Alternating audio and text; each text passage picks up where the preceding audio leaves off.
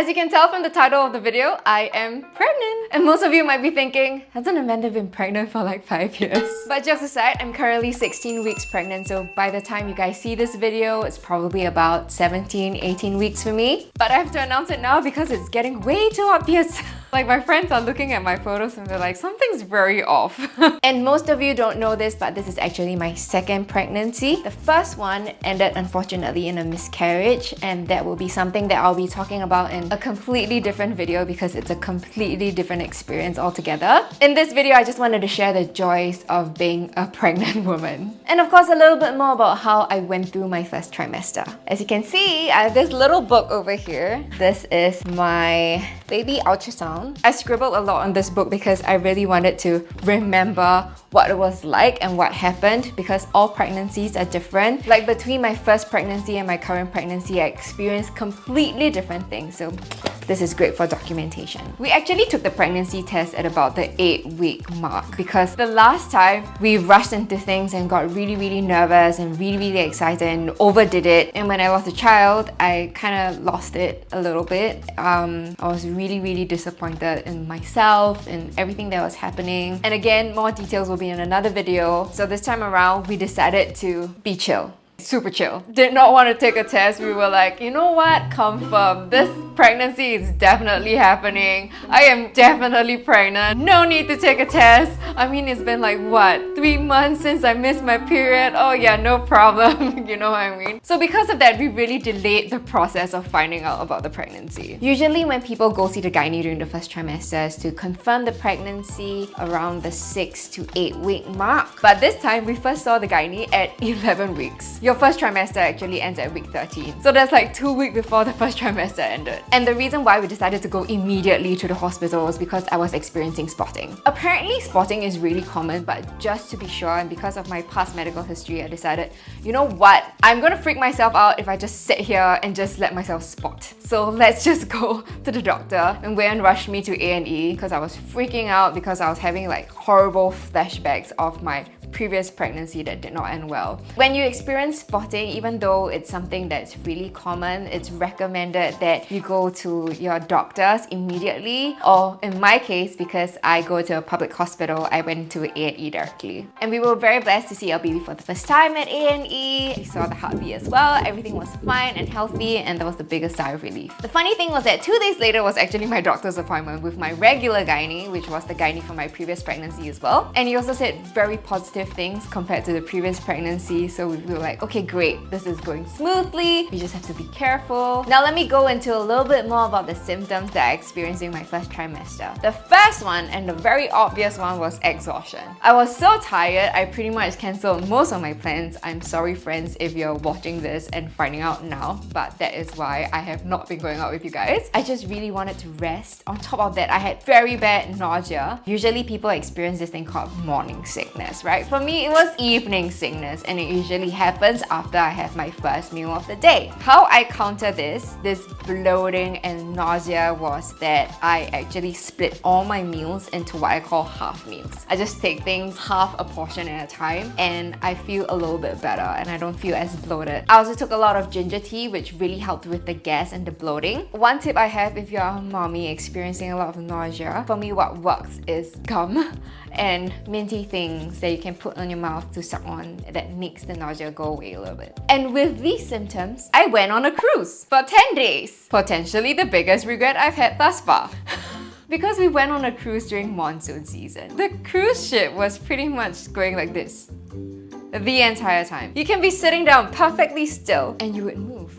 When you're on the treadmill at the gym, you don't walk straight, you literally walk like this. So that was how rocky the boat is. The problem with that was that I could not tell the difference between motion sickness and pregnancy sickness.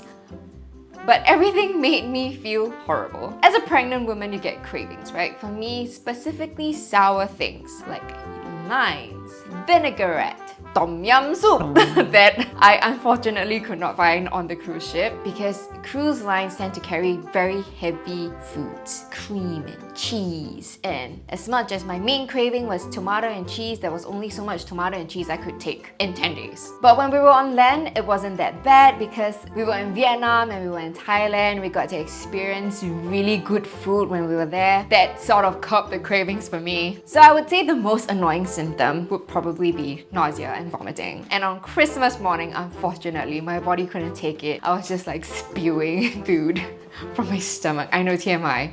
But it happens, kids. It happens, folks. It happens to everyone. Okay, not everyone exactly. My mom was like, oh, you experienced all these symptoms? I never got any of these symptoms when I had you. In terms of exercise, I really just like hit pause. And I know everyone knows me for exercising regularly, working out all the time, but the exhaustion hits you so hard and the nausea is just like, you're gonna sit down and not do anything today. So I just sat down and not did anything. But when I could exercise, I did a lot of squats, I did a lot of stretching, I did a lot of arm exercises as well. Especially for me who wants to go through natural birth, you have to open up the hips, as they call it. And apparently squats help to do that. And it was also something that was recommended by the gynae, so I guess that can't be wrong, right? I stopped cardio aside from my regular walks, or if I had access to a treadmill, then I'll be walking in an incline. But aside from that, most of my first trimester, I took it easy in terms of working out because I didn't want anything that would cause another miscarriage, especially with my medical history. I also took a lot of supplements and supplements that were recommended by my doctor, like folic acid and vitamin D, that is to support the pregnancy, especially during its early stages. In terms of food that I stopped eating sashimi, I stopped having coffee and tea on a regular basis, and I think that's about it. I don't really stop myself from eating that many things, but I do have a terrible habit of researching about the ingredients right before I consume it. So my friends, if I'm out with you and I suddenly whip out my phone out of nowhere and start typing something, usually it's about the ingredients of the dish. Overall, it's been a really good first trimester. Of course, there is your ups and your downs, your random crying. I also dream a lot. I don't know if any of you pregnant mommies out there dream a lot. I get a lot of weird dreams, very, very vivid dreams. Most of them involve me becoming friends with K-pop idols. I wonder why.